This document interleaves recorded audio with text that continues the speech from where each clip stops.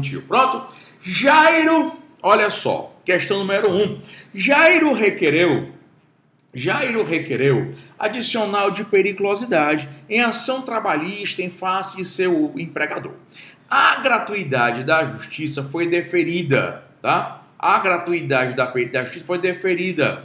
E o perito realizou o laudo para receber no final da demanda, tudo nos termos e limitações de valores fixados pelo CSJT, pelo Conselho Superior da Justiça do Trabalho. Contudo, não foi constatada atividade em situação que ensejasse o pagamento do adicional. Diante disso, assinale a opção correta. Mais uma vez, cuidado com essa questão.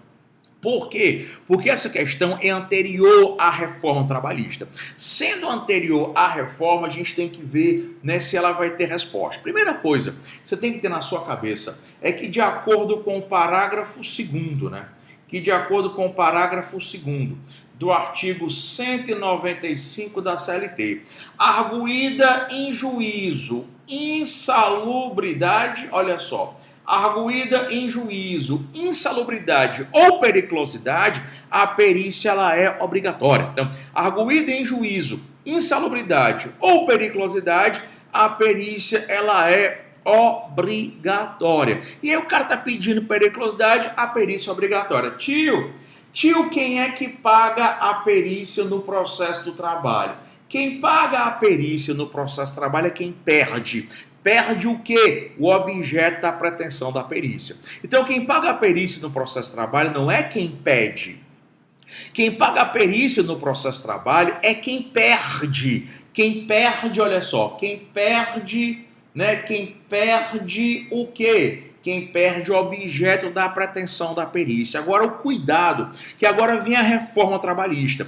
E se quem perder, professor? E se quem perder o objeto da pretensão da perícia for pobre? For o empregado e pobre? Pobre paga, paga. PP. Pobre paga, PP, pobre paga. Então, se o pobre perdeu o objeto da pretensão da perícia, esse pobre, beneficiário da justiça gratuita, ele paga. Ele paga com o quê? Com créditos do próprio processo. Não tendo, com créditos de outro processo. Não tendo, aí quem paga é a União. Cuidado, que a União paga. Mas muito embora a União pague, mas a União é a terceira opção. Então imagina que um caboclo ingressou com reclamação trabalhista pedindo horas extras, verbas e insalubridade.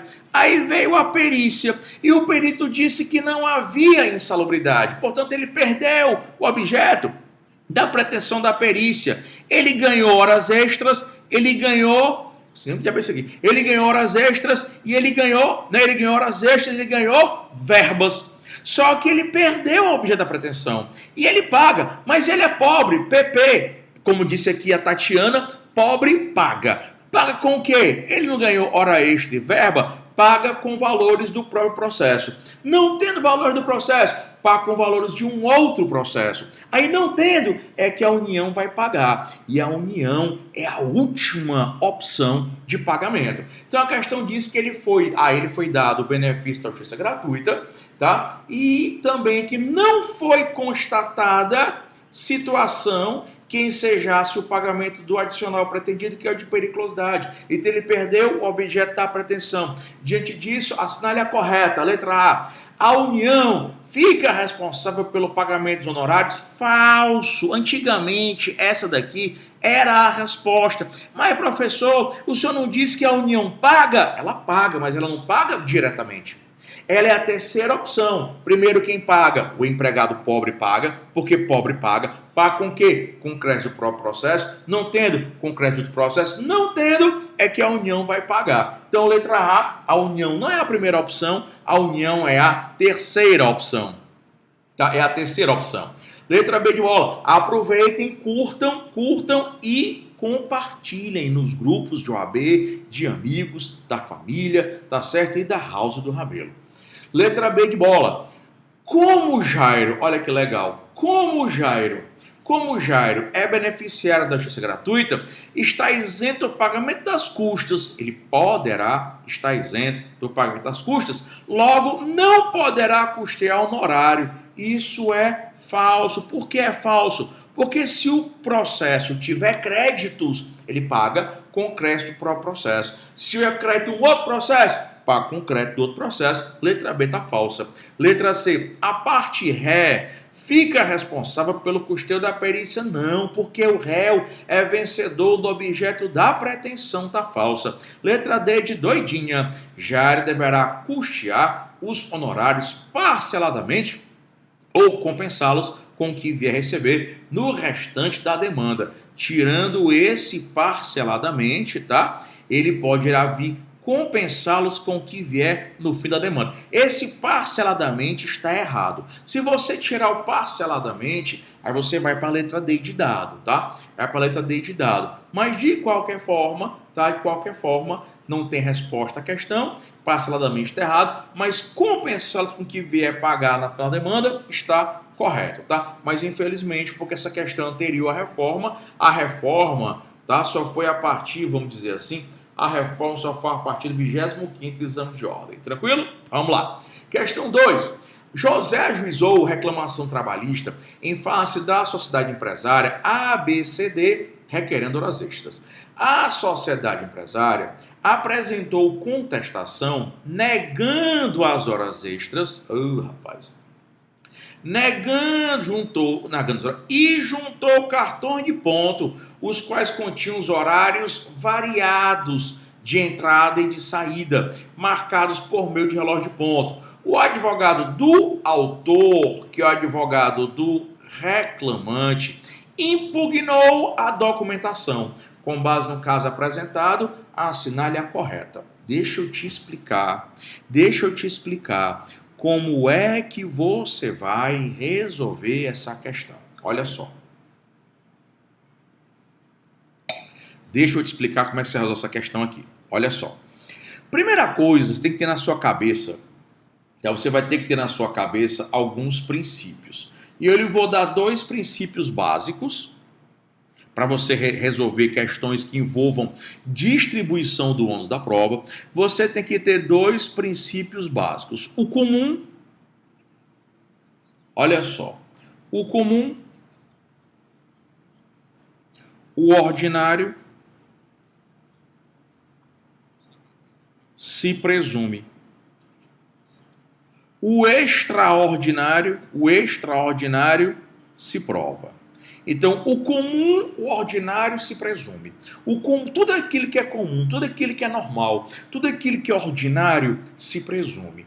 O extraordinário se prova, tá? O extraordinário se prova. 2. Quem tem a obrigação do documento, quem tem a obrigação do documento, quem tem a obrigação de ter o documento, tem que provar. Tem que provar. Vamos lá. O comum, o ordinário se presume. O que é o comum? O que é o ordinário? É o empregado trabalhar quantas horas por dia? O que é que diz a lei? O que é que diz a Constituição? A lei e a Constituição diz que o empregado, presta atenção, a lei, a Constituição, ela diz que o empregado deve trabalhar 8 horas por dia. Então, o comum, o normal é o empregado trabalhar 8 horas, tá? O comum, o normal é o empregado trabalhar 8 horas por dia. Esse aqui é o empregado, esse aqui é o patrão. Então, o comum, o normal é o empregado trabalhar 8 horas por dia. Se ele trabalha 8 horas por dia, isso é o comum, o normal se presume e o extraordinário se prova, via de regra, tá? Via de regra. Quando o empregado ingressa com reclamação trabalhista pedindo horas extras, ele está alegando horas extras, ele está alegando horas extraordinárias, ele está alegando o comum ou o especial ou o extraordinário. O empregado está alegando o extraordinário. Então, o comum normal é o empregado trabalhar 8 horas por dia. Quando o empregado diz que presta horas extras, e esse aqui é o empregado, quando o empregado diz que presta horas extras, ele está alegando o extraordinário. Por incrível que pareça, e talvez você nem sabia disso, por isso que você entra pelo cano nessas questões sobre o ônus da prova, é que quando o empregado ingressa com reclamação trabalhista pedindo horas extras, O ônus da prova é dele, empregado. O ônus da prova é dele, empregado. Ó, antes que você comece a escrever aí no chat, ouve primeiro, para você não se complicar. Então, quando o empregado presta horas extras, ele está alegando o extraordinário. E quem alega o extraordinário tem que provar. Então, o ônus da prova, de início das horas extras, é do empregado. Vamos imaginar que essa empresa possui mais de 20 empregados. Se essa empresa possui mais de 20 empregados, ela tem ou não tem a obrigação de controlar o ponto? Tem. Aí, ó, quem tem a obrigação de ter o documento, quem tem a obrigação de controlar o ponto tem que provar. E ela provou. Então, o ônus da prova, quando o empregado ingressa com reclamação pedindo hora extra, o ônus da prova é dele, empregado. É dele, empregado, o ônus da prova. Aí, como a empresa, por exemplo, se a empresa tiver mais de 20, ela tem a obrigação de ter o controle de ponto. E aí quem tem o documento tem que provar. E pá! Aí o ônus da prova veio para o empregador. O empregador tem que juntar o controle de ponto. O empregador foi lá e juntou o controle de ponto. Quando o empregador juntou o controle de ponto, ele mostrou que o controle de ponto não tinha hora extra, que eram horários variados de entrada e saída. Aí o empregador juntou o quê? O empregador juntou um documento, mostrando que não tinha hora extra. Foi o que o empregado fez, o empregado impugnou o documento. Quando o empregado impugnou o documento, ele trouxe para ele o ônus da prova. Por que o empregado trouxe para ele o ônus da prova quando o empregado impugnou o documento? Cara, o comum, o normal, é que as pessoas são inocentes. O comum, o normal, é que as pessoas cumprem a lei. Onde foi que o senhor ouviu isso? O senhor está doido? Não, não é na Constituição Federal. Na Constituição Federal tem o princípio da presunção de inocência. Repito, na Constituição Federal tem o princípio da presunção de inocência. Se o princípio da presunção de inocência, o normal é que as pessoas digam o quê? A verdade. O empregado está alegando o extraordinário, a hora extra, o ônus é dele. Vamos supor que a empresa tenha mais de 20 empregados, aí ela tem a obrigação de ter o controle, o ônus inverteu para ela, só que ela juntou o controle de ponto. Quando ela juntou o controle de ponto, adivinha? Não tem hora extra. Aí o empregado, é falso! Impugnou o empregado, é falso! Falácias! Foi obrigado a assinar, foi obrigado a colocar, e é mentira. Quando você diz que o documento é falso e as pessoas têm presunção de inocência, quando você diz que o documento é falso, o empregado volta para o empregado o ônus de provar que o documento é falso e que ele prestou horas extras. E aí, vamos lá agora resolver a questão. O advogado do autor impugnou a documentação. Quando ele fez isso, ele trouxe para ele o ônus da prova, já que a presunção é de que as pessoas falam a verdade, a presunção é de que o cara que tinha um documento, juntou sem hora extra. Bora resolver agora?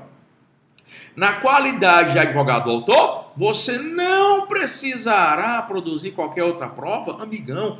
Quando o empregado ele diz que o documento que o autor, que o réu junto era falso, ele alegou o extraordinário. E quem alega o extraordinário tem que provar. Quando você impugna um documento, você vai ter que provar. Então você vai ter que provar, então esse item é falso. Na qualidade de advogado da ré, você deverá produzir prova testemunhal. Já cada não, como a ré tinha documento e juntou o documento, que ela tinha a obrigação de ter o documento, ela juntou o documento, que era os cartões de ponto, dizendo que não tinha hora extra, na hora que o outro impugnou, levou para ele o ônus da prova. Então, se o advogado do autor não provar que o documento era falso e, portanto, tinha hora extra, a ré vai ganhar sem fazer nada. Então, ela não tem que provar nada, tá? Porque ela já juntou os documentos provando que não havia o horário extraordinário. Letra C. Na qualidade de advogado do autor, o ônus da prova será do seu cliente. Por quê? Porque no final ele impugnou o documento e levou para ele. Razão pela qual deverá produzir outros meios de prova em razão de sua impugnação, a documentação está verdadeiro. E dada a variação de horários dos documentos, presume-se não. Se os horários fossem invariáveis, aí tem outra questão sobre essa, se os horários fossem invariáveis, aí realmente o controle de ponto não prestava. Mas os horários são variáveis, então o controle de ponto presta. Resposta correta, letra B de bola. E só para você que aqui esqueci de colocar, súmula 338 do TST mais artigo 818 da CLT. Próxima, questão 3. Em audiência trabalhista sob o rito sumaríssimo, o advogado da ré... a terceira questão que a gente faz só sobre a audiência sumaríssima. O advogado da ré aduziu que suas testemunhas estavam ausentes. Eita, macho, esse negócio de procedimento sumaríssimo, testemunho que não vai dar dor de cabeça.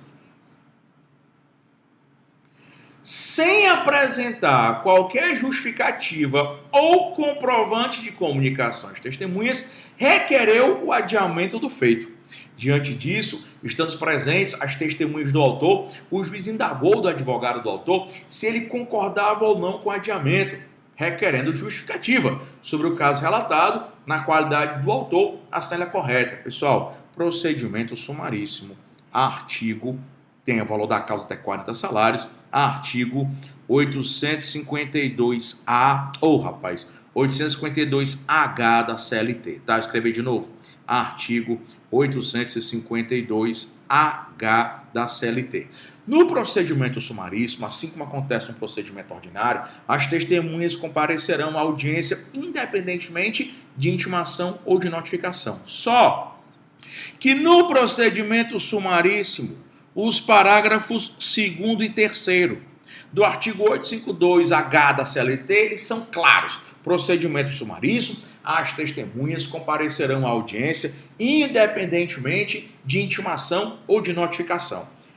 Se elas não comparecerem, a parte interessada na oitiva da testemunha que não compareceu deverá comprovar o convite. Se no procedimento sumaríssimo convidada a testemunha, ela não compareceu, se você comprovar o convite, o juiz manda intimar. Agora, você é interessado na oitiva da testemunha, você convidou a testemunha, mas ela não compareceu, e você não tem como comprovar o convite, aí, amigão, sumaríssimo, testemunha não comparece, não comprova o convite, encerramento da prova. Vamos lá. Deve concordar com o adiamento, só se ele for burro. Concordar com o adiamento não, excelência pela ordem, concorda com o adiamento não. Procedimento é sumaríssimo, ele não comprovou o convite, a audiência tem que prosseguir e ele vai perder a prova testemunhal. Já que há ausência de testemunhas, elas poderão ser intimadas? Não, filhão, elas poderiam ser intimadas se tivesse havido a comprovação do convite, a questão diz que não houve. Letra B, deve se opor ao adiamento, até aqui está ok, requerendo o prosseguimento do feito, ok, pois não havendo comprovação do convite, a audiência não poderá ser adiada, verdadeiro, item B de bombom. C, deve se opor ao adiamento imediato, verdadeiro, requerendo a oitiva das suas testemunhas e protestar por depoimentos especiais. Na próxima audiência? Não, próxima audiência não. O cara vai ouvir testemunho de ninguém, não. Vai ouvir só as suas que foram e a do outro, encerramento da prova. Tá errado, tá? E letra D, deve concordar com o adiamento. Tá falso, né? Não. 4. Paulo é pobre. PP, Paulo é pobre, pobre paga. Paulo é juridicamente pobre. Cadê? Paulo é juridicamente pobre, razão pela qual teve a gratuidade da justiça deferida em sede de reclamação trabalhista aduzida em face de seu empregador, na qual pleiteava adicional de periculosidade. No curso do processo, o perito constatou que o local não era perigoso. Você está vendo que a FGV cobrou a mesma questão de novo, só mudou a ordem das palavras, tá? Que não era perigoso, uma vez que Paulo não trabalhava em situação que ensejasse o pagamento do adicional de periculosidade. Cara, quem é que paga? Artigo 790 da CLT. Quem é que paga a perícia? É quem perde. Perde o quê? Perde o objeto da pretensão da perícia. Ah, mas Paulo é pobre. PP. Vamos lá. PP. Pobre paga. Pobre paga. Pobre paga o perito. Paga com o quê? Com crédito do próprio processo. Não tendo, com crédito de outro processo. Não tendo, aí é que vem a união. Então vamos ver se tem resposta, tá? Então Paulo é pobre, ele paga. A união só vai pagar porque a união é a terceira opção. Paulo deverá, realizar o pagamento. pois os honorários periciais não se incluem na gratuidade, não. Os honorários periciais se incluem sim na gratuidade. Se incluem sim na gratuidade, tá? Eles se incluem sim. Apenas ele paga com crédito do próprio processo ou crédito de outro processo e não tendo, aí entra a união. Então o falso ele paga, mas os honorários se incluem na gratuidade. Mas o honorário só se inclui na gratuidade quando acabarem as duas primeiras opções de pagamento. A sociedade empresária deverá pagar a perícia? Não, porque ela ganhou o objeto da pretensão. Não tinha periculosidade. Quem perdeu foi o Paulo. A União será responsável? Falso. Esse item, antigamente, esse item era o verdadeiro. Mas o senhor não disse que a União paga? A União paga, mas a União é a terceira opção. O perito, letra BD, o perito deverá se habilitar como credor de Paulo, até que ele tenha condição de custear a perícia. Ele não vai se habilitar como credor, tá? Ele não se habilita como credor, porque isso aqui não é nem processo falimentar, tá? Ele é credor, e aí Paulo, ele vai fazer execução e no mesmo processo, não tendo em outro processo, não tendo, é que vai entrar a união. Então, como essa questão aqui, ela é anterior à reforma trabalhista, porque a reforma trabalhista é a partir do 25º exame de ordem, como ele é anterior à reforma, infelizmente não vai ter resposta. Questão 5. Resolvemos uma questão parecida com essa nos vídeos passados. Bem parecida. A papelaria Monte Fino Limitada foi condenada numa reclamação trabalhista movida pelo seu ex-empregado Sérgio Silva. Uma das parcelas reivindicadas e deferidas foi o 13º salário, que a sociedade empresária insistia haver pago, mas não tinha o recibo em mãos. Por que ela não tinha o documento? Por que ela não tinha o documento? Por que ela não tinha o recibo? Porque houve um assalto na sociedade empresária. Tá? Houve um assalto na sociedade empresária quando os bandidos levaram o cofre, as matérias-primas e todos os arquivos com a contabilidade e os documentos da sociedade. Que dor de cabeça da porra. Recuperados os arquivos pela polícia, agora, no momento do recurso, a Monte Fino pretende juntar recibo provando o pagamento, inclusive porque a sentença nada mencionou acerca da possível dedução dos valores pagos a título de 13º salário. Cara, existe momento para tudo. Existe momento para você ir no banheiro, existe momento para você namorar, estudar, ganhar dinheiro, dormir. Existe momento para tudo. Inclusive, existe momento para você produzir prova documental. Existe momento para você produzir prova documental. Existe momento para você juntar documento. Tio, qual é o momento legalmente previsto para você juntar o documento? Na fase de instrução. A fase de instrução é a fase de provas. Acabada a instrução, você não pode mais juntar documento. No recurso, você não pode mais juntar documento. Essa é a regra geral. Mas toda regra geral tem exceção. E a exceção, a possibilidade ou a impossibilidade de você juntar documento após a fase de instrução, a exceção para que você possa juntar documento na fase de instrução é o chamado documento novo, também conhecido como prova nova, tá? Documento novo ou prova nova. O que é o documento novo ou prova nova? Documento novo é aquele documento que à época que você deveria ter juntado ao processo, o documento ele já existia. Aí não juntou por quê? Você não juntou ou porque você não sabia que ele existia ou porque você não tinha acesso. Então, o documento existia. O recibo de pagamento do 13º salário, esse recibo ele já existia. E por que você não juntou? Porque na época não tinha acesso a ele, porque houve um assalto na empresa. Quando veio a sentença, a polícia pegou os bandidos, deu uma lapada nos bandidos e recuperou o documento. E aí, excepcionalmente, porque se trata de documento novo, porque porque se trata de prova nova, excepcionalmente eu vou poder juntar o documento na fase recursal, porque a regra, súmula 8 do TST, a regra é que você não pode juntar documento na fase recursal, a não ser que se trate de documento novo. Aí você vai ter a súmula 808 e a súmula 402 do TST, documento novo ou prova nova, tá? E aí vamos matar a questão, né?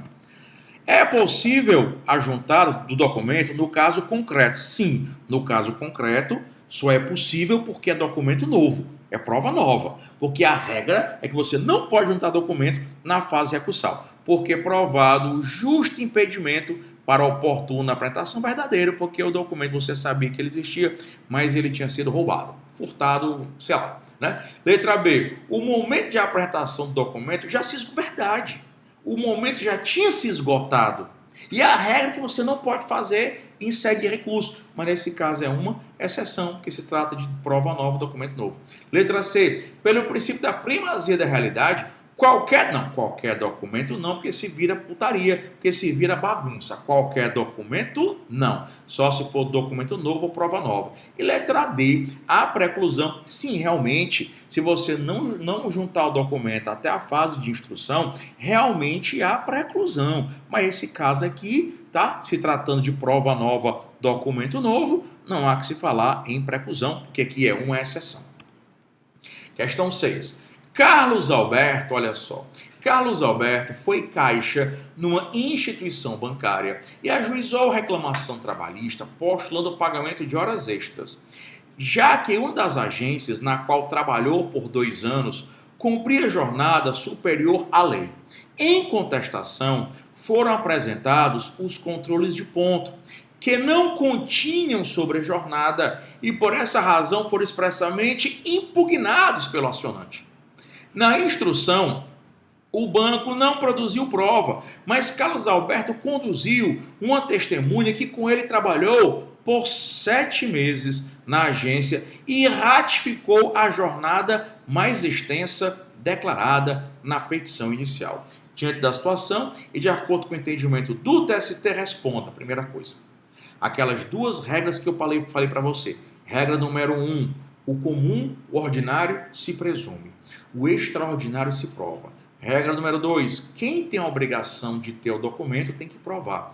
Então, quando o empregado, aqui é o empregado, quando o empregado ele ingressa com reclamação trabalhista, lembra? Pedindo horas extras, ele está alegando o extraordinário. Então, a regra é que se o empregado pede horas extras, a regra é que ele tem que provar. Agora, que ele está alegando o extraordinário. Agora, se o estabelecimento tem mais de 20 empregados, o empregador, no caso aqui o banco, porque ele juntou, quando a questão diz que o banco junta o controle, é porque deve ter mais de 20 empregados. Como o estabelecimento tinha mais de 20 empregados, aí o empregador tem a obrigação de ter o controle. O empregador tem a obrigação de quê? De ter o documento. Aí o ônus da prova que era do empregado passou para o empregador. Quando o empregador juntou o documento mostrando que não tinha hora extra, o empregado foi lá e disse, esse documento não presta. Ô amigão, na hora que você diz que o documento não presta, que o documento é falso, na hora que você impugna o documento, cara, a presunção é de que as pessoas falam a verdade. A presunção é de que as pessoas dizem a verdade. Princípio da presunção de inocência previsto na Constituição. Quando o empregado disse, esse documento não presta, aí ele está alegando de novo o extraordinário. Pei! Aí o ônus da prova voltou para o empregado. O ônus da prova voltou para o empregado. Tá? Tá com o empregado o ônus da prova. Agora só uma coisinha. O que eu vou falar agora, eu vou provar numa outra questão. Presta atenção. As partes têm o direito de em regra, têm o direito de produzir prova. Mas elas só têm o direito de produzir prova enquanto o juiz não se convence. A partir do momento em que o juiz se convence, por qualquer meio de prova produzido no processo, na hora que o juiz se convence, aí as provas são desnecessárias. E o convencimento do juiz, ele não está adstrito apenas às provas produzidas nos autos. O juiz, do alto do seu livre convencimento, ele pode se convencer de outra forma que tal fato é verdadeiro ou tal fato é falso. Letra A. Uma vez que a testemunha trabalhou com o autor somente 7 meses, este é o limite de tempo para eventual condenação. Falso. Por que é falso? Porque lembra que o juiz, ele do alto do seu livre convencimento, por mais que o sujeito só tenha trabalhado 7 meses, mas por algum motivo o juiz pode se convencer que ele prestou o serviço mesmo, este foi por 2 anos. Então, o fato do caboclo trabalhar só 7 meses não quer dizer que o juiz, por conta disso, se convença que ele não prestou este por 2 anos. O juiz pode se convencer por outras formas, tá falso o item, tá? É o livre convencimento do juiz. Mas a questão tem que dizer que o juiz, por outros meios, por outras formas, ele se convenceu. Se o juiz se convencer, pela prova testemunhal, que a sobrejornada ocorreu nos 2 anos, poderá deferir, ora este, todo o período verdadeiríssimo, princípio do livre convencimento do juiz. Uma vez que a testemunha trabalhou com o autor em período inferior à metade do tempo, não poderá... Não, isso aí nada a ver não, porque se ele for uma testemunha convincente, se ele mostrar, por exemplo, que naquele setor as pessoas sempre trabalham horas extras, quando diz aquilo outro, acabou-se, matou. Letra D, considerando que os controles foram juntados, uma única testemunha não poderia... Cara, a questão aqui não é a quantidade de testemunhas, mas é a qualidade dela. Então, o item B de bola, este é o verdadeiro. Questão 7. Josenildo, tio Josenildo, professor de processo penal e de penal lá do ATF do Recife, tio Josenildo da Silva, ajuizou reclamação trabalhista em face da empresa Arca de Noé Limitada, postulando o pagamento de verbas resilitórias em razão da dispensa imotivada, tá? Em razão da dispensa que foi sem justa causa e motivada. De horas extras, condicional de 50% das repercussões devidas na percepção das parcelas salariais contabilizadas e diferente decorrente de equiparação salarial com o paradigma por ele apontado. Na defesa, a reclamada alega que, após discussão havida com colega de trabalho, o reclamante não mais retornou à empresa, tendo sido surpreendida com ajuizamento de ação. Coisa muito comum, empregado e empregador se desentendem, empregado desentende com o empregado, aí o cara vai embora, não avisa nada e pei, né? Quando a empresa tem uma ação, que a empresa não submete, tá? Que a empresa não submete seus empregados à jornada extraordinária, que jamais pagou,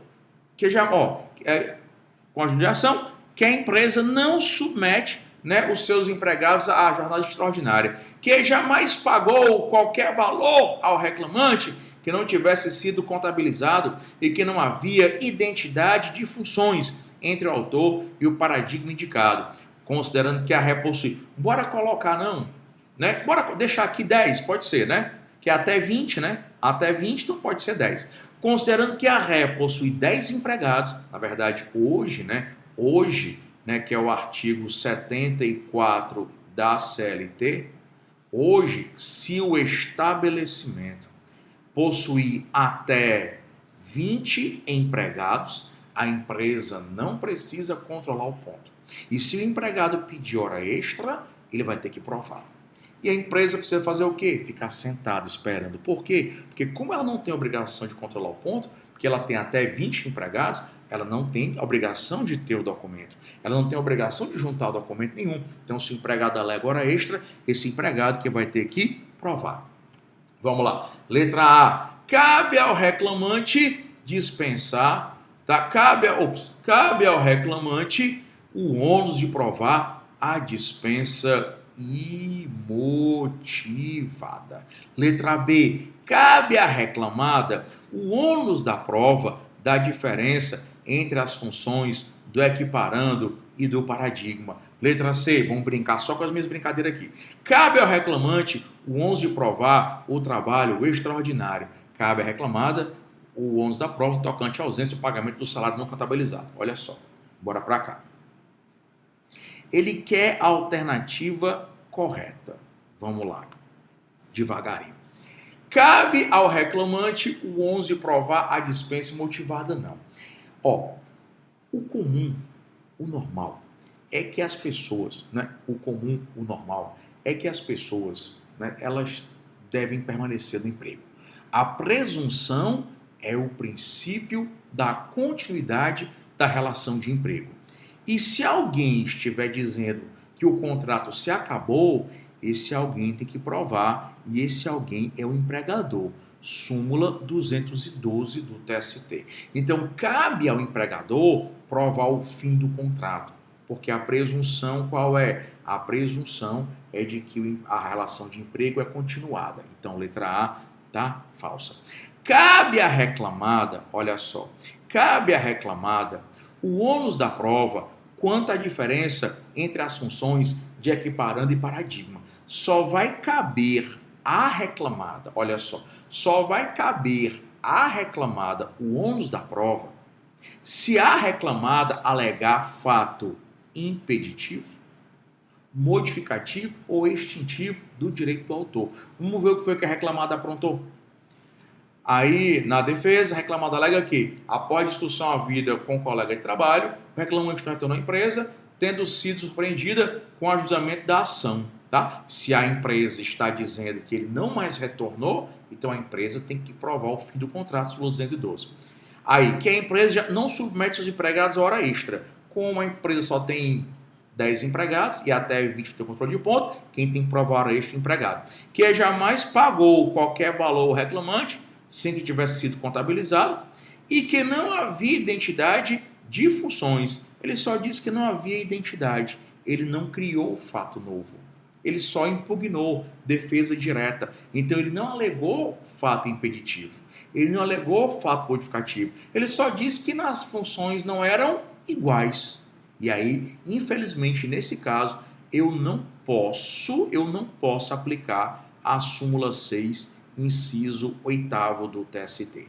Por que eu não posso aplicar a súmula 6, inciso 8º nesse caso?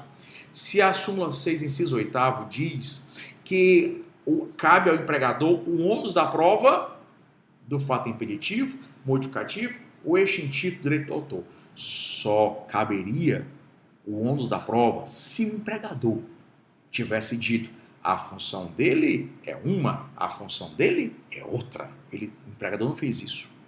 O empregador só disse as funções eram diferentes. E aí o empregador fez uma defesa direta de mérito, não criou fato novo, não criou nada novo para a defesa, só disse que não era. Então ele afastou a inversão para ele. Essa questão foi difícil, mas dá para responder. Então a letra B é falsa. Letra C. Cabe ao reclamante o 11 prova hora extra? Claro, né? Até porque a empresa só tem 10 empregados e até 20 a empresa não precisa controlar o ponto. E letra D. Cabe à reclamada o ônus da prova no tocante à ausência de pagamento de salário não contabilizado. Que nada, cara. Como é que eu vou provar? Eu estou provando que não paguei. Prova, tá aqui, minha mão tá vazia, né? Não tem nada, mão vazia. Não. Então, se ela estivesse dizendo que pagou, aí ela tinha que provar que quem paga tem um documento. Mas como ela disse que não pagou, aí cabe ao reclamante provar. Por quê? Porque o comum, o normal, é as pessoas cumprirem a lei. Se o reclamante está dizendo que ela não cumpriu a lei, o reclamante tem que provar. Então, letra de dado é falso, tá? Resposta correta, C de casa. E aí, mais uma vez, né? Além da súmula 338 do TST, mais aqui o artigo 818 também da CLT. Vamos lá. Arlindo dos Santos, Marlindo do mundo. Arlindo dos Santos ajuizou a ação trabalhista em face de seu antigo empregador, pleiteando adicional de insalubridade e indenização por danos morais. Nas suas alegações contidas na causa de pedir, Arlindo argumentou que trabalhou permanentemente em contato com produtos químicos altamente tóxicos, o que lhe acarretou, inclusive, problemas de saúde. Em contestação, o réu negou veementemente a ausência alegou a existência de condições insalubres e, por consequência, a violação do direito fundamental à saúde do empregado. Não apenas porque o material utilizado por Arlindo não era tóxico, como também sempre utilizou os EPIs, luva e máscara. Iniciada a fase instrutória, foi feita a prova pericial, lembrando que de acordo com, Lembrando que, de acordo com o artigo 195, parágrafo 2º da CLT, arguída em juízo insalubridade ou periculosidade, a perícia é obrigatória e o juiz mandou fazer a perícia. Ao examinar, claro que essa é a regra geral, toda regra tem exceção. Vamos ver a exceção ainda. Ao examinar o local de trabalho, o perito constatou que o material usado por Arlindo não era tóxico, como mencionado na petição inicial. Entretanto, verificou que o autor era submetido a níveis de ruído muito acima do tolerado. Olha só. Na reclamação trabalhista, ele disse que havia insalubridade porque o material era tóxico. A perícia disse não. A insalubridade não é porque o material é tóxico, a insalubridade é pelo ruído. Olha o que foi que aconteceu. Na petição inicial, ele pediu insalubridade por força de um agente e a perícia descobriu que a insalubridade era por outro agente. Professor, será que isso vai excluir o direito do empregado ao adicional de periculosidade? Não, de forma alguma. Como a perícia é obrigatória, o fato de você apontar na sua petição inicial um agente insalubre e a perícia descobrir um outro agente insalubre, isso não retira do empregado o direito ao adicional de periculosidade. Agora, eu vou pedir ajuda aos universitários. Isso é uma súmula e eu acabei de me esquecer qual é a súmula do TST. O que é que a súmula do TST vai dizer? Que o fato de o reclamante na petição inicial apontar um agente insalubre e a perícia descobrir que o agente insalubre é outro, não retira do empregado o direito adicional. Eu não sei se é 278 é sobre insalubridade, mas é insalubridade quando o estabelecimento estiver extinto. Eu não consigo me lembrar o número dessa súmula. Não sei se é 297, se é a súmula 297. Os universitários aí me digam aqui se é a súmula 253. Realmente eu não me lembro, mas esse entendimento ele é sumulado. Moral da história, o fato de a petição inicial apontar como agente insalubre uma coisa e a perícia descobrir que é outra coisa, ele vai fazer jus adicional. Ele não vai fazer jus adicional pela toxicidade da coisa. Ele vai fazer jus pelo ruído, mas adicional de insalubridade ele tem. Então, enquanto o pessoal aí acorda, assim, por força desse outro agente insalubre, não referido na causa de pedir, concluiu que o autor fazia jus ao pagamento do adicional pleiteado com base em 20%. E o juiz agiu corretamente. Apesar de ele ter apontado como agente insalubre uma coisa e a perícia descobriu outra, ele tem direito adicional sim de insalubridade. Letra A, improcedente o pedido de pagamento? Não, porque era insalubre, não pela toxicidade, tá? Mas pelo ruído. Letra B, procedente em parte o pedido do adicional de insalubridade com simplesmente... Não, pela metade não. Pela metade, obrigado. Súmula 293, obrigado Raimundo Coelho. Súmula 293 do TST, muito obrigado. Pela metade não. Mas ele 20%, entenda. Adicional de insalubridade. 10, 20 e 40%.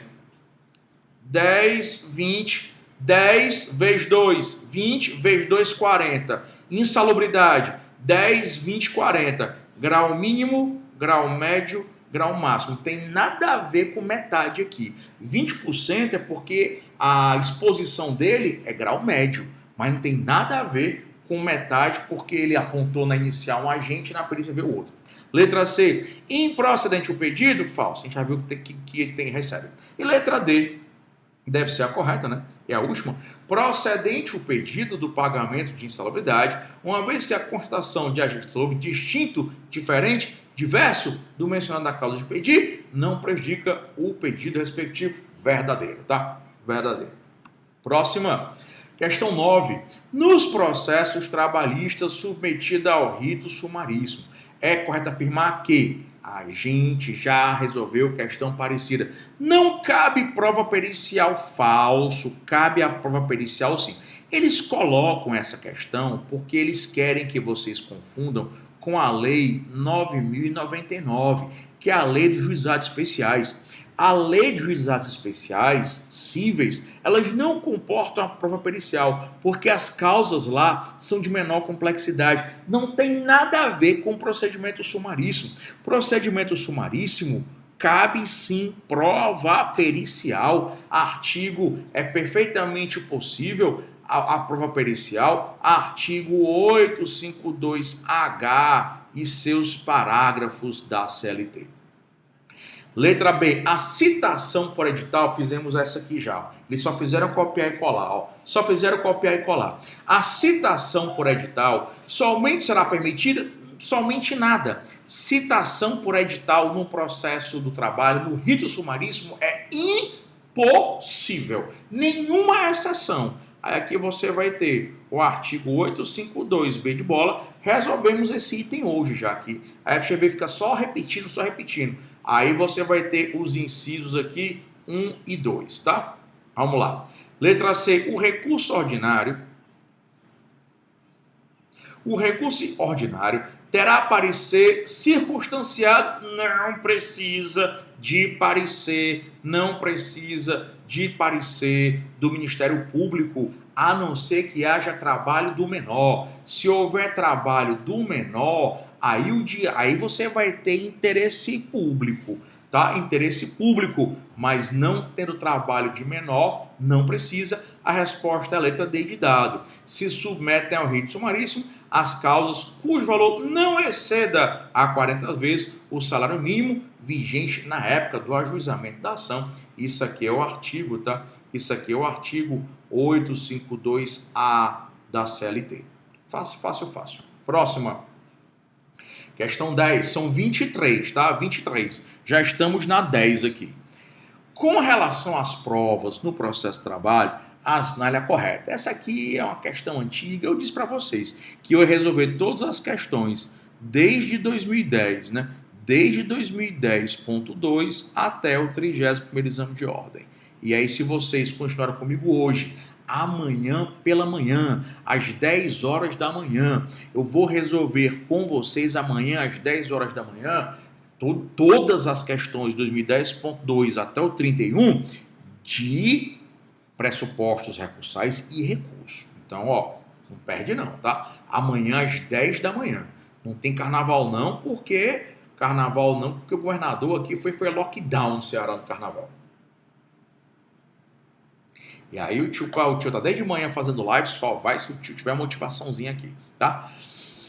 Ó, as testemunhas devem ser necessariamente arroladas pelas partes dentro do prazo estabelecido pelo juiz, a fim de que sejam notificadas. Ó, falso.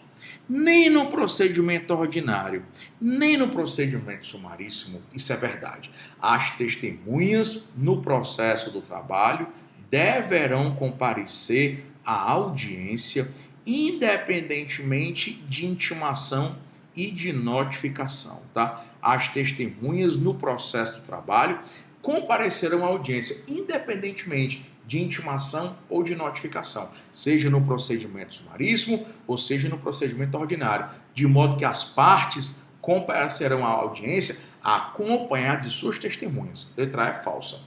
Letra B, cada uma das partes não pode indicar mais do que 3 testemunhas, verdadeiro, inclusive nas causas, procedimentos sumaríssimos, falso. Aí é falso, né? É a regra do 2 vezes 3 é 6. Que diabo de regra é essa? 2 testemunhas para cada parte no procedimento sumaríssimo, 3 testemunhas para cada parte no procedimento ordinário e 6 testemunhas para cada parte no inquérito judicial para apuração de falta grave.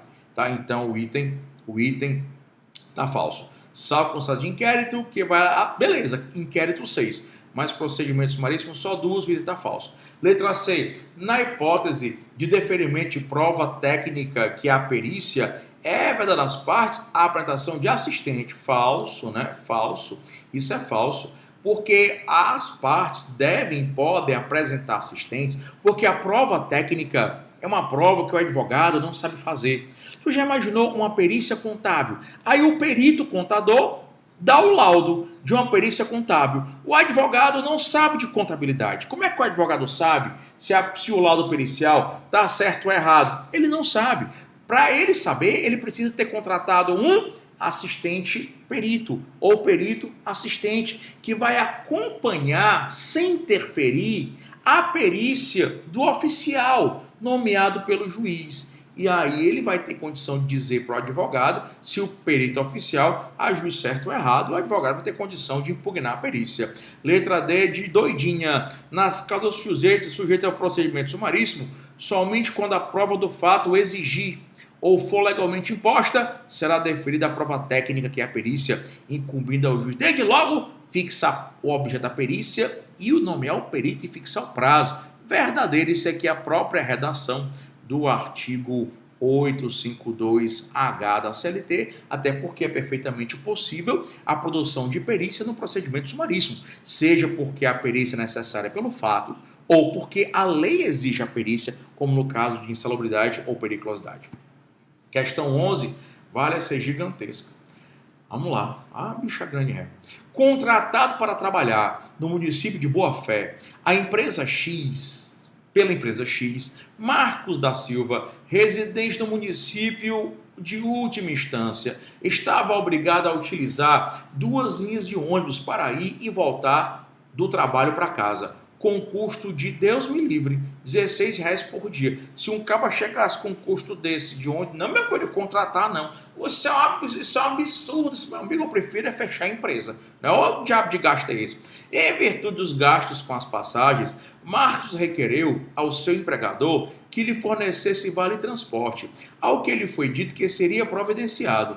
Passados 8 meses, Marcos foi dispensado sem justa causa, recebendo as verbas resilitórias, sem qualquer menção ao vale transporte. Mas o Marcos trabalhava para pagar o transporte, viu? Inconformado, Marcos ajuizou ação trabalhista pleiteando o pagamento de vale transporte, pois nunca recebeu essa prestação. Em contestação, o empregador alegou que Marcos nunca fez requerimento nesse sentido, apesar de morador de outro município da região metropolitana. Em face da situação concreta, a ação alternativa correta. Bora para cá. A lei do Vale Transporte, tá? A lei do Vale Transporte. Obrigado aí, pessoal. Obrigado, Cristina. E amanhã todo mundo comigo aqui às 10 horas da manhã. Eu queria só que vocês fizessem propaganda dessas aulas, tá? Pra galera acessar. Porque quanto mais gente acessar, quanto mais visualizações esse vídeo tiver, quanto mais likes, mais eu me empolgo para dar material de graça para vocês, tá? Vamos lá. A Lei 7418/85. Tio, que lei é essa? Essa é a lei do Vale Transporte. É a Lei 7418/85. A lei do Vale Transporte, no seu artigo 1º, ela vai dizer assim, que o empregador é obrigado a colher do empregado. O empregador é obrigado a pegar do empregado uma declaração. Então, o empregador é obrigado a colher do empregado uma declaração no sentido de quê? De que o empregado precisa ou não precisa do vale. Se a lei diz que o empregador é obrigado a pegar do empregado essa declaração, dizendo se o empregado precisa ou não precisa do vale, quem é que tem a obrigação de ter o documento? Quem tem a obrigação de ter o documento é o empregador. E quem tem a obrigação de ter o documento tem que provar. Então, o empregador é quem tem que provar. O empregador é quem tem o ônus da prova, tá? O empregador é quem tem o ônus da prova da necessidade ou não do empregado ter o vale transporte. Vamos lá? Letra A. Cabe ao empregador apresentar todos os requerimentos de vale-transporte feitos pelos empregados, a fim de comprovar que Marcos não efetuou o seu próprio requerimento.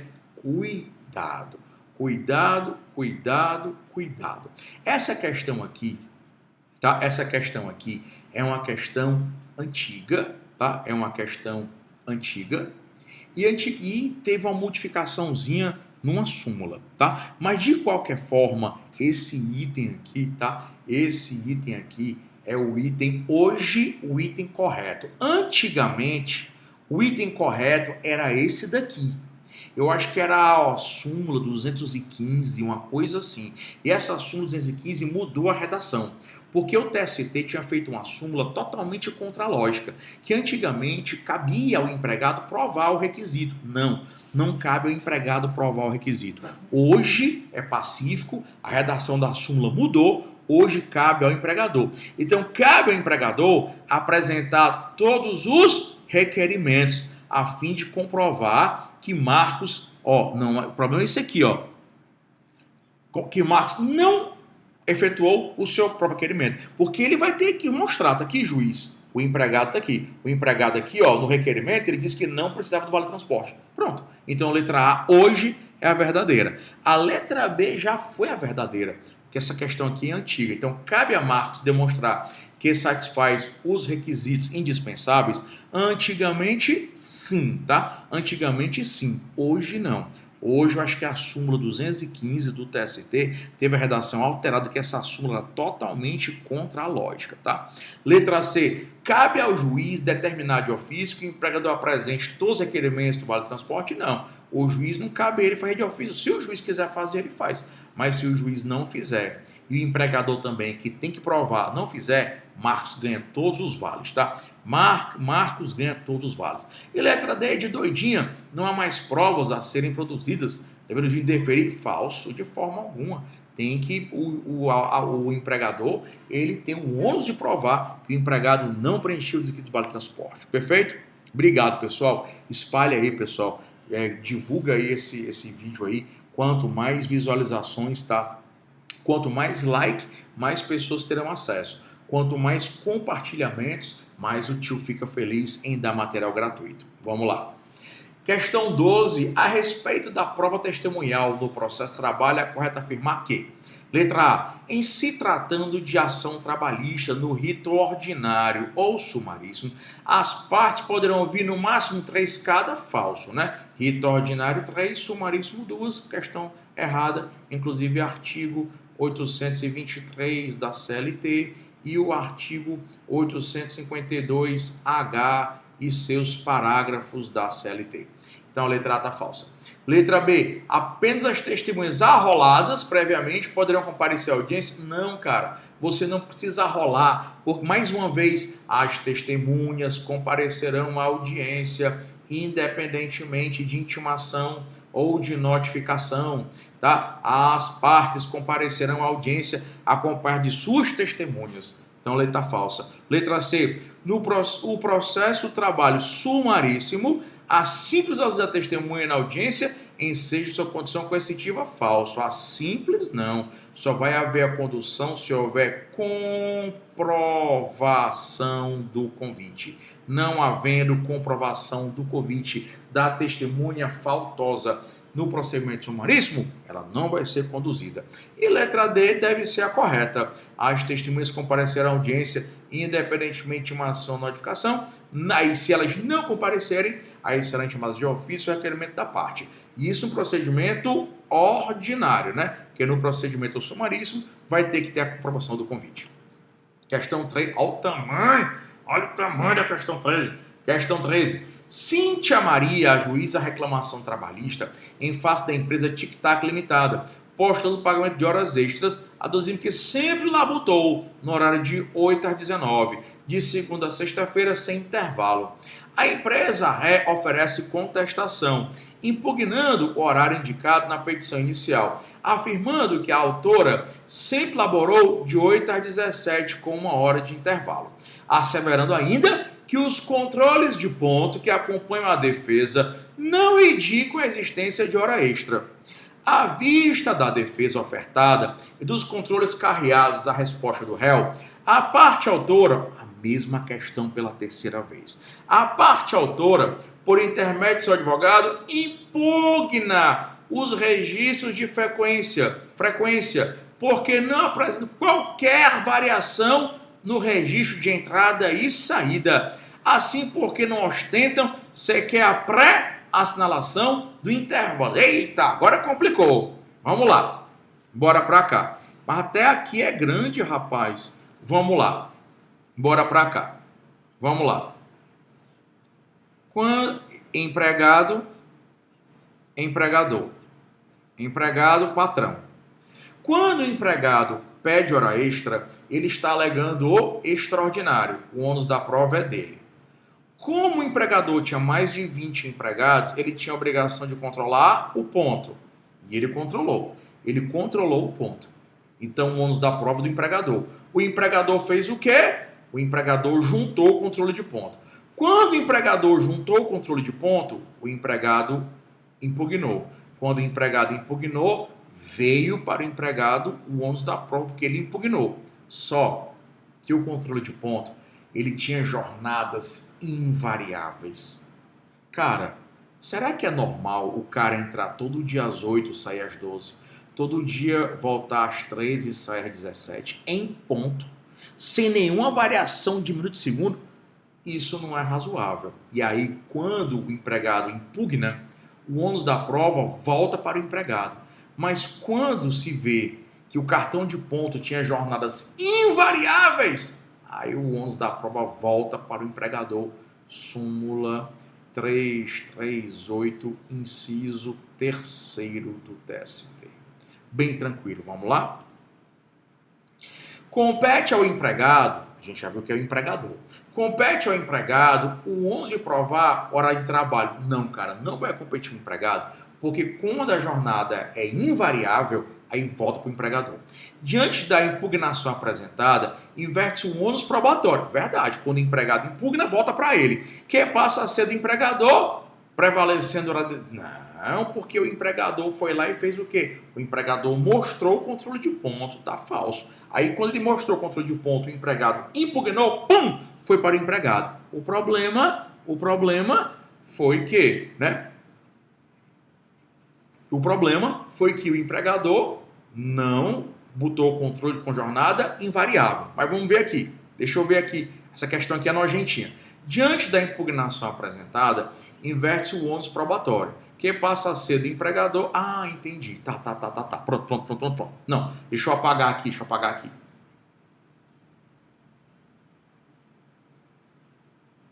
Pronto, deixa eu apagar aqui.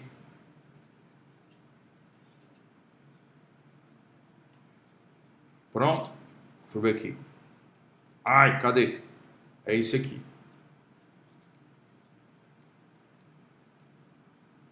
Pronto, vamos lá. A letra A, falsa, né? A gente já viu que a letra A tá falsa. Pronto, é bem aqui. Foi bem aqui que essa questão aqui ela não é fácil. Letra B. Diante da impugnação apresentada, inverte-se o ônus probatório, porque o empregado impugnou, veio para ele. Só que, o que a questão diz? Diz que as jornadas eram invariáveis. Ah, jornada invariável, súmula 338, inciso 3º, pá, volta para o empregador, que passa a ser do empregador. Aí o empregador vai ter que provar que não tinha hora extra, porque o cartão de ponto dele é POD, que a jornada era invariável. Se o empregador não comprovar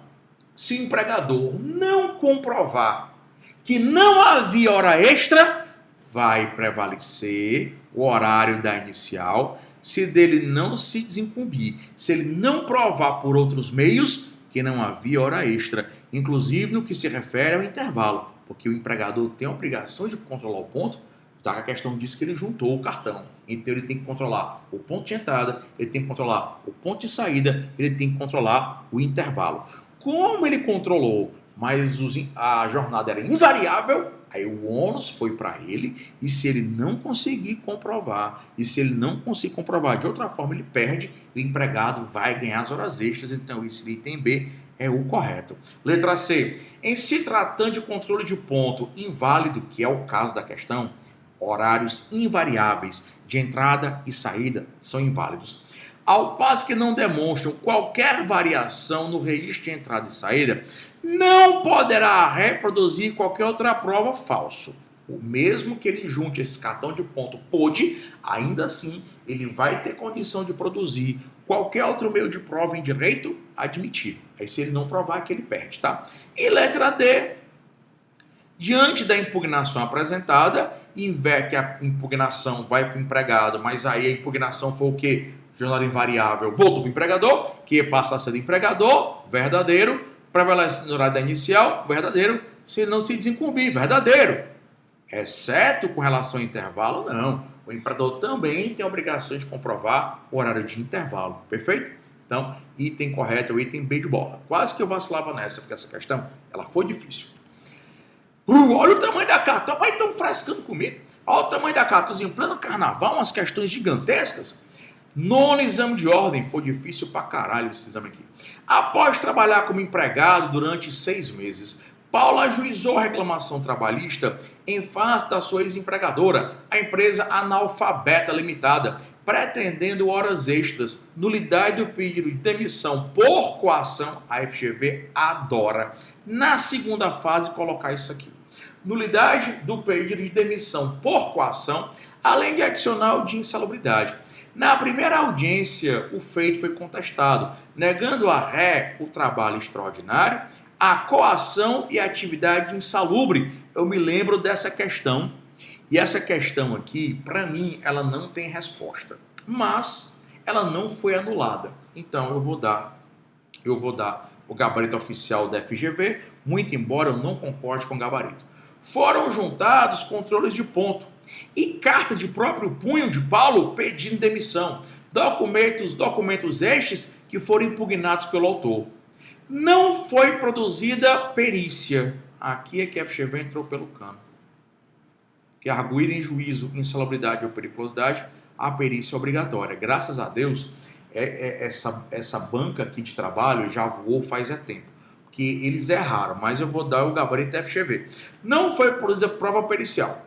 Para a audiência em prosseguimento, as partes estavam pessoalmente intimadas para depoimentos pessoais sob pena de confissão, mas não compareceram, restando presentes os seus advogados. Declarando que as partes não têm outras provas a produzir, o juiz encerrou a fase de instrução, seguindo o processo concluso para a sentença. Então vamos lá. O que a gente tem que fazer aqui, certo, é ver de quem tem o ônus de provar o quê, tá? A gente tem que ver quem tem o ônus de provar o quê. Vamos lá. Ele, o empregado, patrão. Quem vai ter que provar o quê? A questão diz que a empresa pedindo horas extras. Se o empregado pede horas extras, em regra, o ônus de provar as horas extras é do empregado. E ele está pedindo nulidade por coação, além de adicional de insalubridade. Na primeira audiência, o feito que foi contestado, negando a ré o trabalho extraordinário. Foram juntados controles de ponto. Aí juntou o controle de ponto. O ônus é do empregado. A empresa tem mais de 20, o ônus é dela. Juntou o controle, beleza. O empregado impugna, volta para o empregado o ônus das horas extras. E a questão diz que houve coação. Olha, cara, o comum, o normal é que as pessoas cumprem a lei. Se o comum, o normal é que as pessoas cumprem a lei, o empregador não cometeu nada de ilícito. O empregador ele não coagiu. E além disso, tem uma carta de próprio punho do empregado em que ele pede o quê? Em que ele pede demissão. Ora, se tem uma carta de próprio punho do empregado em que ele pede demissão, esse empregado diz que foi coagido, quando você diz que é coagido, quando você diz que a outra pessoa descumpriu a lei, você que vai ter que provar. O problema é o adicional de que é o adicional, hein? De insalubridade, porque a perícia é o quê? Obrigatória. E a sentença que der o adicional de insalubridade ou periculosidade, ou que negar o adicional de insalubridade ou de periculosidade sem perícia, essa sentença é nula. Mas aí Eu tive maior dificuldade na época de comentar e aceitar essa questão. Hoje a banca de trabalho mudou e hoje eles concordam comigo, tá? E hoje eles fazem o negócio correto. Mas vamos lá. Então vamos aqui, né? O ônus da hora extra é do empregado, o ônus do pedido de demissão é do empregado, mas só é dele, porque tem uma carta de próprio punho, porque não é, né, tem uma carta, não é comum o empregado pedir demissão, mas o empregador juntou uma carta de próprio punho do empregado, e agora o empregado vem dizer o quê? Vem alegar o extraordinário. Não, eu fui coagido. Quem alega o extraordinário tem que provar, tá? Quem alega o extraordinário tem que provar. E aí tem o adicional de insalubridade, né? Então o empregador aqui não prova nada, né? Só que tem que provar o empregado. Vamos lá. Letra A. Eita, meu Deus, é muito ruim quando você não concorda com o gabarito. A ausência das partes gera confissão ficta recíproca. Realmente, as partes faltaram à segunda audiência e elas foram confessas fictamente. Mas você só é confesso naquilo que cabia você provar, devendo ser aplicada a regra de que para os fatos constitutivos cabe o ônus da prova do autor e para os fatos extintivos, modificativos ou impeditivos, o ônus será do réu. Assim, todos os pedidos deverão ser julgados improcedentes. Eu não concordo com esse gabarito, mas o gabarito foi esse daqui. Vai ser julgado improcedente o pedido de hora extra, por quê? Porque o pedido de hora extra do empregado, o empregado não foi e perdeu.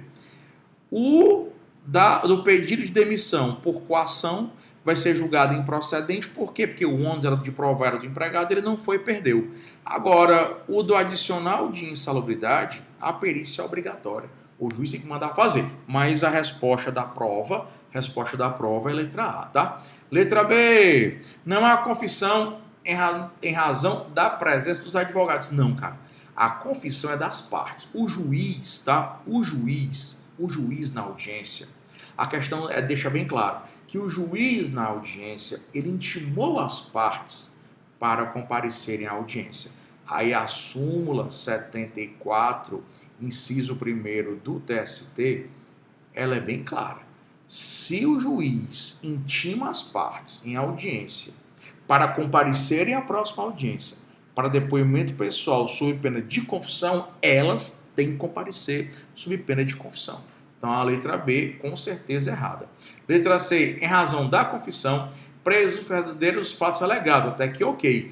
Tal aliado ao princípio da proteção do hipossuficiente está errado. Deixa eu dizer por quê.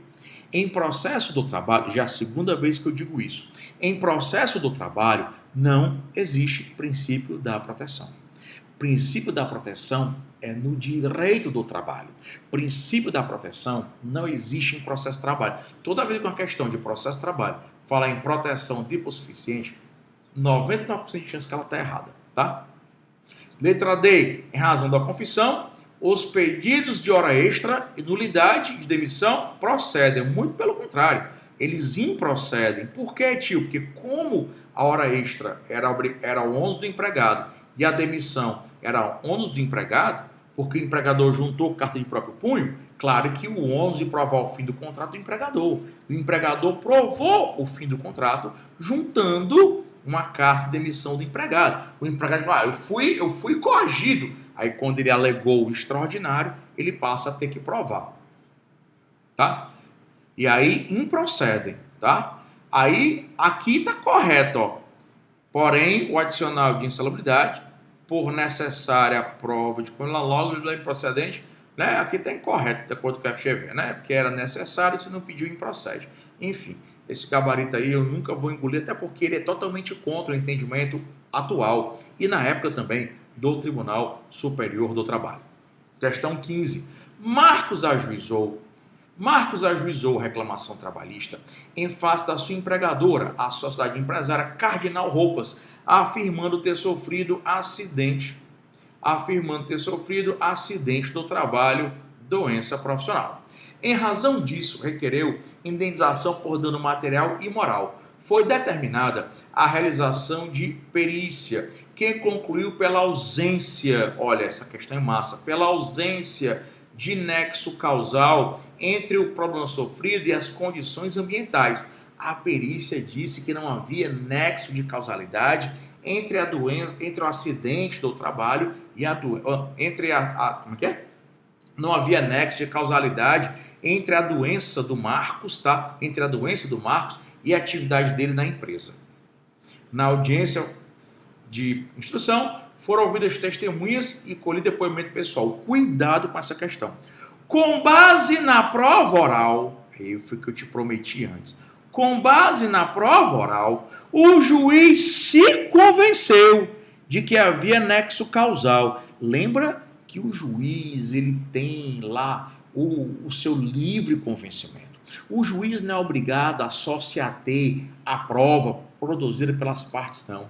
O juiz não é obrigado a só se ater à perícia, não. A perícia disse,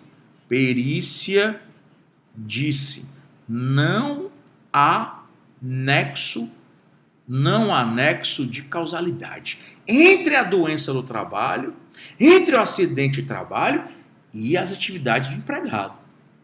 Aí à primeira vista, então o empregado perdeu. À primeira vista o empregado perdeu. O que foi que o juiz fez? Na sentença, o juiz analisando outras provas, no caso a prova testemunhal, o juiz analisando outras provas, o juiz se convenceu de que havia nexo. Então, se o juiz se convenceu de que havia nexo, o empregado ganhou o objeto da pretensão da perícia. Ganhar o objeto da pretensão da perícia não é ganhar a perícia. A perícia, o empregado perdeu, mas ele ganhou o objeto da pretensão. O que é o objeto da pretensão? É o que você quer com a perícia. O que é que você quer com a perícia? Mostrar o nexo de causalidade e ganhar a indenização. A perícia disse que não tinha insalubridade, mas o juiz se convenceu que tinha. Então, o juiz disse que tinha nexo de causalidade, logo o empregado perdeu a perícia, mas ganhou o objeto da pretensão. O que é o objeto da pretensão? O que é que você quer com a perícia? Com essa perícia, eu quero ganhar a indenização. E ele ganhou a indenização? Ganhou. Não com a perícia, mas com a decisão judicial. Então, o empregador, cuidado, o empregador perdeu o objeto da pretensão da perícia. O empregador paga a perícia. O trabalhador sucumbiu no objeto. Não, ele perdeu a perícia, mas no objeto da pretensão, qual é o objeto da pretensão? Ganhar indenização. E ele ganhou indenização. Logo, o empregador foi quem perdeu o objeto da pretensão. O empregado perdeu a perícia, mas não perdeu o objeto da pretensão. E o objeto da pretensão é ganhar a indenização. Então, o empregado ganhou o objeto, o empregado não paga a perícia, está falso. Uma vez que a perícia não identificou o nexo causal, mas o juiz, os honorários são rateados, tem nada a ver. Quem paga a perícia é quem perde. Perde o quê? Não é quem perde a perícia, é quem perde o objeto da pretensão da perícia. A empresa pagará os honorários, pois foi sucumbente no objeto da pretensão verdadeira. Inclusive aqui artigo 790 da CLT. Não havendo disposição a respeito, falso. A disposição, sim. Quem paga é quem perde o objeto da pretensão. 16. Em sede de reclamação trabalhista, tá? Em sede de reclamação trabalhista sob o rito sumaríssimo, as testemunhas do autor não compareceram à audiência, apesar de convidadas verbalmente por ele. Cuidado, negada. Esse negócio, verbal, praticamente todo ato pode ser verbal, quase todo. Qual é o problema com o verbal? É você comprovar depois. Porque a gente já viu aqui que, em se tratando de procedimento sumaríssimo, as testemunhas comparecerão à audiência, independentemente de intimação ou de notificação. Vou colocar de novo artigos 825, 845 e artigo 852H da CLT, independentemente de intimação ou notificação. Só que no procedimento sumaríssimo, se você convidar a testemunha não for, se você não comprovar o convite, a sua prova é encerrada. Se você convida a testemunha, ela não vai, mas você consegue comprovar o convite, aí o juiz manda intimar. Então vamos lá, né? Aí na audiência nada foi comprovado acerca da alegação do convite. Lascou-se, né? A audiência deve prosseguir, verdadeiro, pois não cabe a intimação de testemunhas, verdadeiro, uma vez que não foi o quê? Comprovado o convite, é o item verdadeiro. Letra B, as testemunhas deverão ser intimadas, porque a busca da verdade real é um princípio. Não, se o juiz quiser, o juiz pode ouvir de ofício, desde que ele, né, ele justifique a sua decisão, tá? Mas não, aqui não, meu irmão. É verdade real. Mas existem regras a serem seguidas, se não seguir, perde a produção da prova. Letra C. As testemunhas deverão ser coercitivamente, porque não se admite que eles cumpram. Olha só, elas vão ser conduzidas coercitivamente se você comprovar o convite. Ela não foi, né? Aí você comprova o convite, aí o juiz manda intimar, ela não vai. Aí o juiz manda intimar de novo, ela não vai. A terceira, além da condução coercitiva, ainda há aplicação de multa, tá? E letra D, o feito deverá ser adiado, que nada, filho. O cara não comprovou o convite, né? O cara não comprovou o convite, né? O pessoal chegando da piscina, né? Tomou drinks lá, bons drinks, a Maria Clara que toda molhada. Tá tendo carnaval, é? Só tinha uma banda. Ah, sim, a banda tava transmitindo Covid, né? Então, ó, não comprovou o convite, acabou-se, tá? Não tem que se falar em testemunhas, em oitiva e testemunhas. Questão 17. Em pedido de reenquadramento formulado na petição inicial, foi designada a perícia com honorários adiantados pelo autor. Eu não sei onde é que o cara que criou essa questão estava com a cabeça. Primeiro, que não se pode adiantar honorários do perito. Quem paga a perícia é quem perde. Quem perde o quê? O objeto da pretensão da perícia. E eu só sei quem perde. O objeto da pretensão da perícia depois que a perícia é feita. Inclusive, se o juiz mandar adiantar os honorários, cabe até mandado de segurança. Se o juiz mandar adiantar o honorário do perito, cabe até mandado de segurança. Então, não sei onde é que a FGV estava com a cabeça quando ela fez essa questão. Muito embora esse vacilo da FGV não atrapalhe a questão.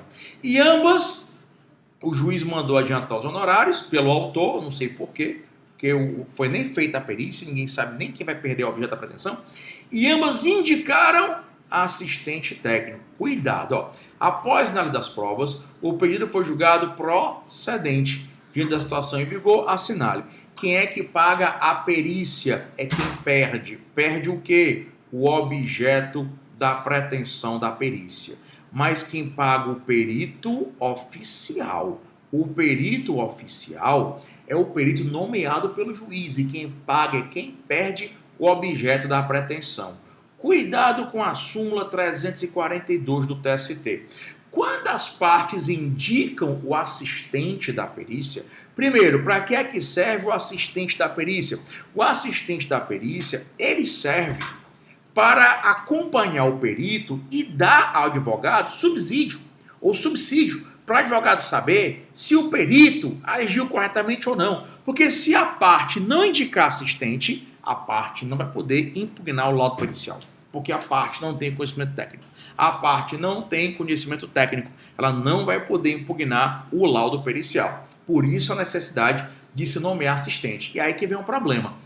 Quando você nomeia assistente técnico, que a nomeação não é obrigatória, a nomeação é uma faculdade, quem paga é quem nomeia. Então, se o empregador nomeou assistente técnico, se o empregado nomeou assistente técnico, cada um vai pagar o seu assistente, independentemente da gratuidade da justiça. Não tem nada a ver com a justiça gratuita. Nomeou porque quis, nomeou, pagou, seja você pobre ou rico. Então, letra A. O autor, tendo se sagrado vencedor, será ressarcido dos honorários pagos ao perito, verdadeiro, porque ele nem era para ter adiantado, mas como ele adiantou e ganhou,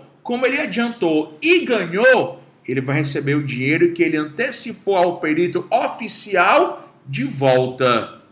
A assistente técnico não, que quem paga assistente técnico é cada parte. O autor não terá o ressarcimento, o autor ganhou. O autor não terá o ressarcimento dos honorários que pagou ao assistente. Não terá. Assistente não. Não recebe de volta não. Por quê? Porque a indicação é faculdade da parte. Súmula 342. Letra C. O autor, segundo previsão da CLT, terá o ressarcimento integral dos honorários pagos ao perito oficial, verdadeiro, e metade ao assistente. O assistente não recebe nada, porque a indicação é faculdade, indica se quiser. E letra D, o juiz, inexistindo previsão legal ou jurisprudencial, não vai, existe sim, tanto legal quanto jurisprudencial. Resposta 4, letra B de bola. Questão 17. Um empregado ajuizou reclamação trabalhista postulando o pagamento de vale-transporte. Olha, de novo aqui o vale-transporte.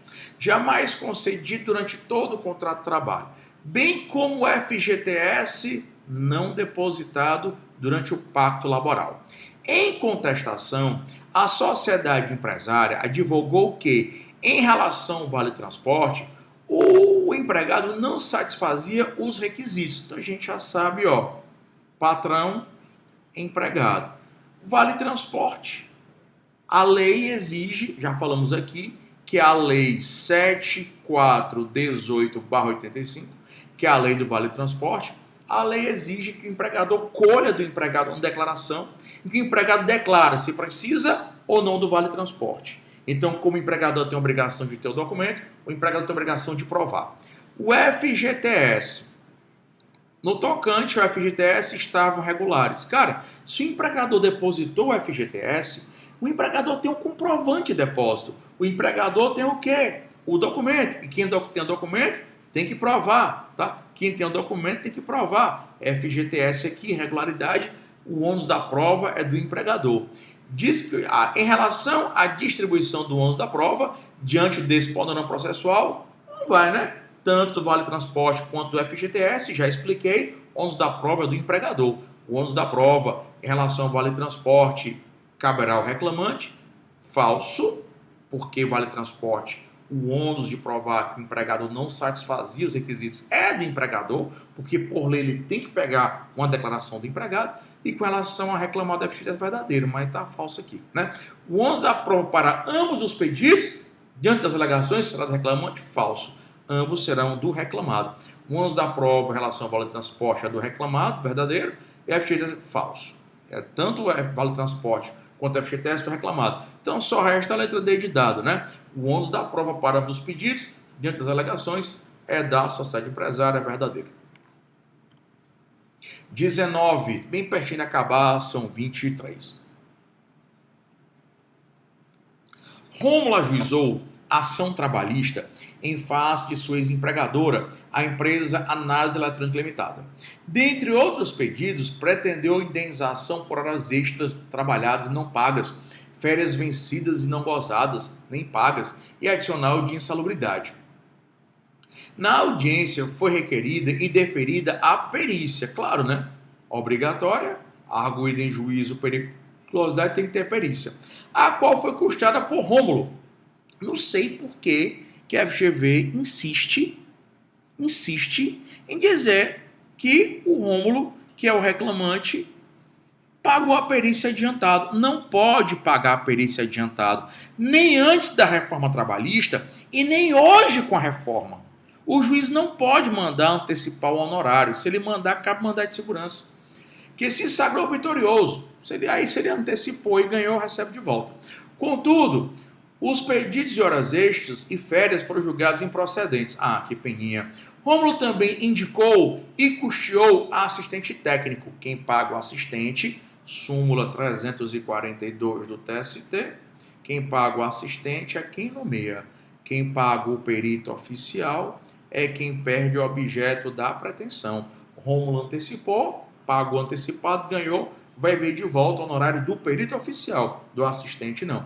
Observados os dados acima e o disposto na CLT, na qualidade de advogado, que irá orientar Rômulo acerca do custeio dos honorários periciais, correta. Vamos lá.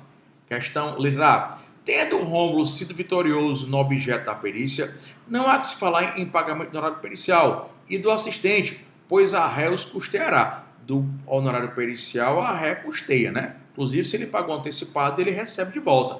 Mas do assistente técnico, não. Você note que aquela mesma questão, eles só fizeram mudar. Isso acontece com toda a prova. Mais de 50% das questões da OAB são repetições de questões e assuntos anteriores. Você só não passa se você não estudar. Você só não passa se você realmente não quiser.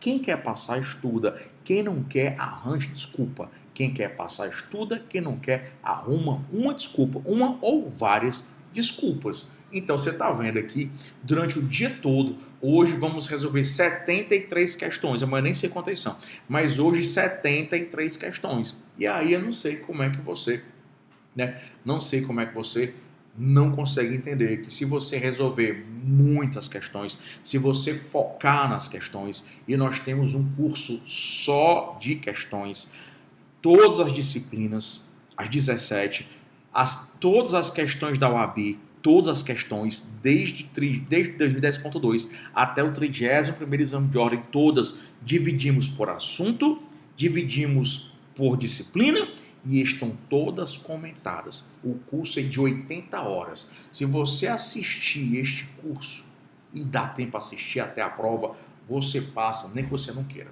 tá? Curso só o que cai na OAB. Curso só de resolução de questões, 80 horas, com todas as questões, desde o 2010.2 até o 30º exame de ordem. Todas as questões divididas por disciplina e por assunto, comentadas, tá? Letra B. Independentemente do resultado da perícia, como ao final o rol, né? Como ao final o rol de perícia foi parcialmente procedente, não, rol não vai custear honorário pericial, não. O do assistente ele custeia. Do perito, não. Ele recebe de volta, tá? Não, mano, Ivonete, eu nem me estresso mais com like. Tá aí, a galera, deixa a galera ser ingrata, menino. Quase 100 pessoas e 9 likes. É que custa dar uma dedada aí no like. Eu não me estresso com isso, não. Vamos lá, letra C. Em virtude, também foi discreto com a porta, hein? Em virtude da aplicação do princípio da celeridade, descabe a indicação. Não, descabe nada. As partes, se quiserem, podem indicar assistente técnico, tá? E letra D de dado. Tendo o Rômulo sido vitorioso no objeto da perícia, os honorários periciais serão custeados pela parte sucumbente do seu objeto verdadeiro e o do assistente serão de quem indicou o verdadeiro, súmula 342. Agora, cuidado, pessoal, aí, né? Que cuidado com as ingratidões, que quando a vida foi ingrata com você, um simples like, né? Quando a vida foi ingrata com você, né? Aí não ache ruim. Calista Mar, que já foi minha aluna da OAB, o curso só o que cai na OAB, resolução de questões, ele custa apenas R$ 199 à vista. R$ 190 à vista, ou até parcelado em até 12 vezes, mas quando você parcela tem um jurozinho, né? Do PagSeguro, que eu não sei quanto é que é não, tá? Vamos lá. Questão 20.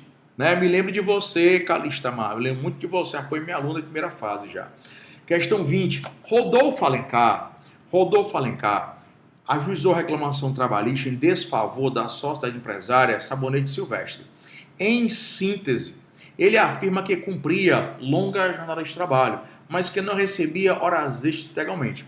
A defesa nega o fato e advoga de que toda a sobrejornada foi paga, nada mais sendo devido ao reclamante em particular. Se você diz que pagou, você tem que provar. Por que quem diz que pagou tem que provar? Porque quem paga tem um recibo, quem paga tem um documento.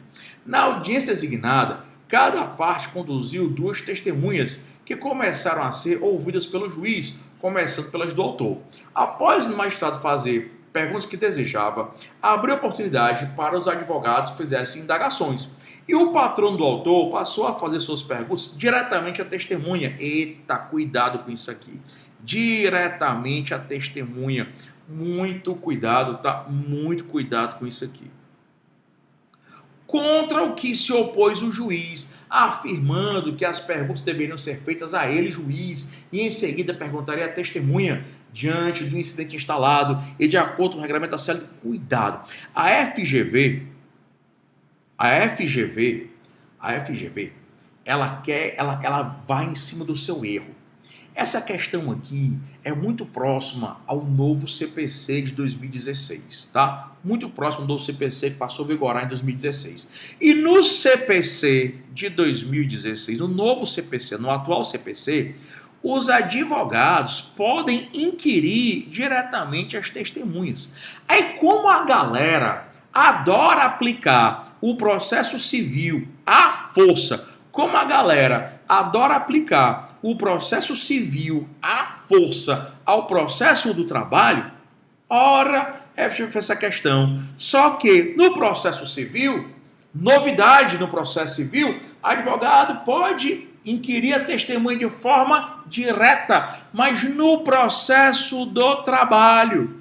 Artigo 821 da CLT. No processo do trabalho, as testemunhas serão inquiridas através do juiz, enquanto no processo civil já vigora o sistema de inquisição direto. O advogado inquire a testemunha diretamente. No processo do trabalho, continua o regime antigo de inquisição indireta, tá? Então vamos lá. Letra A. Correto, advogado, pois de acordo com o CPC, o advogado fará perguntas no CPC sim, só que aqui é na CPC, aqui é processo do trabalho, artigo 821. A CLT não tem, o artigo 821 tem dispositivo próprio, a inquirição através do juiz, tá? A inquirição através do juiz. Vamos lá. A CLT determina que o sistema seja híbrido. Não, é o sistema indireto. Correto, magistrado, pois a CLT determina, tá? Determina que seja indireto ou presidencial, tá? Indireto ou presidencial. Fala, Clebiana. Tudo bem, Clebiana? Vamos lá, negada. Próxima. 21, faltam só 21, faltam só 3, que eu já estou cansado, vamos lá. Jorge trabalhou em uma sociedade empresária, essa é massa, essa é muito boa. Jorge trabalhou numa sociedade empresária francesa no Brasil. Entendendo que o valor das horas extras não lhe havia sido pago corretamente, ajuizou a ação trabalhista. Como impugnar os controles de horário, necessitou apresentar prova testemunhal. O cara trabalhou numa empresa francesa e precisou de prova testemunhal, porém sua única testemunha, apesar de trabalhar ao seu lado, não fala português. Diante disso, o juiz requereu a nomeação de um intérprete. Vamos lá, pessoal, cuidado aqui. Essa questão não vai ter resposta. Essa questão, ela não vai ter resposta, por quê? Porque o parágrafo 2º do artigo 819 da CLT, ele foi modificado em 2018, tá? O parágrafo 2º do artigo, o parágrafo 2º do artigo 819 da CLT, ele foi modificado em 2018. Antigamente, quem pagava o intérprete, não confunda com perito. Quem paga o intérprete, não confunda o perito.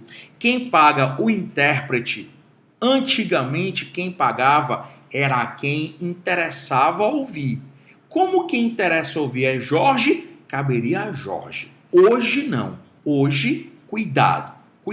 Hoje, quem paga o intérprete é quem perde o processo.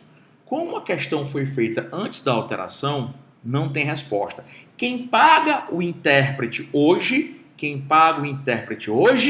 é quem perde o processo. Então, quem perdeu o processo vai pagar o intérprete. Professor, e se quem perdeu o processo for pobre? Quem paga é a união direto. Cuidado. Perito oficial. Quem paga o perito oficial? Quem perde? Perde o quê? Objeto da pretensão. Se quem perdeu o objeto da pretensão for pobre, crédito de outro processo, o pobre paga. Crédito de outro processo, crédito do mesmo processo, aí não tendo crédito de jeito nenhum, aí a união paga. Perito assistente, quem paga é quem contrata. Intérprete, quem paga é quem perde o processo. Quem perdeu o processo paga o intérprete. E se quem perdeu o processo for pobre, é diretamente a união.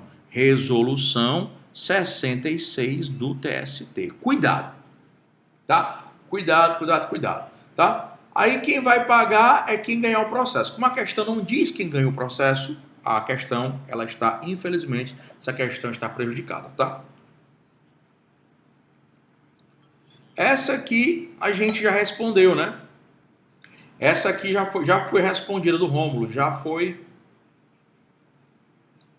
respondida, né? Essa aqui já foi respondida. E aí o Rômulo, ele ganhou o objeto da perícia e ele antecipou o honorário, recebe de volta, mas não paga assistente, né? Aí você me lembra até da resposta. Até da resposta eu me lembro, a resposta de dado, tá? Ela já foi, nesse instante resolvi ela. E a última questão, questão 23. E última, né? A última? É a última. Vamos lá. Em sede de reclamação trabalhista proposta por Sávio, os pedidos liquidados somaram um valor de 40 salários mínimos nacionais. Então, reclamação trabalhista, 40 salários mínimos, procedimento sumaríssimo. A ação foi movida em face do ex-empregador e da União. Terceira questão, hoje idêntica. Você sabe que procedimento sumaríssimo é até 40 salários mínimos, artigo 852A da CLT. Valor do salário mínimo, o valor do salário à época da propositura da ação. Acontece que o parágrafo único do artigo 852 da CLT diz que a fazenda pública, suas autarquias e fundações públicas não se submetem ao procedimento sumaríssimo. Então, por mais que o valor da causa aqui seja 40 salários, em tese, procedimento sumaríssimo, mas a ação foi proposta contra o empregador e a União de forma alguma se submete ao procedimento sumaríssimo. A União de forma alguma se submete ao procedimento sumaríssimo. Então, mesmo com 40 salários, né? Mesmo com 40 salários, procedimento, né, sumaríssimo não comporta a união. Se não comporta a união, nesse caso aí o procedimento vai ser o quê? O procedimento vai ser ordinário só por causa que a união está envolvida, tá? Procedimento ordinário só por causa que a união está envolvida. Tranquilo? Perfeito? Vou colocar aqui, copiar, vou colocar aqui, deixa eu colocar aqui para vocês, aqui ó, o curso de questões ele está aqui ó, curso de questões, está aí o link do curso de questões, tá? Tá aí o link do curso de questões,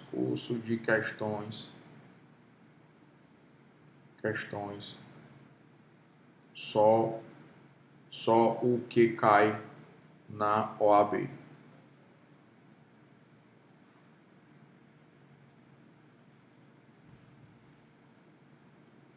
Pronto, curso de questões, só o que cai na OAB.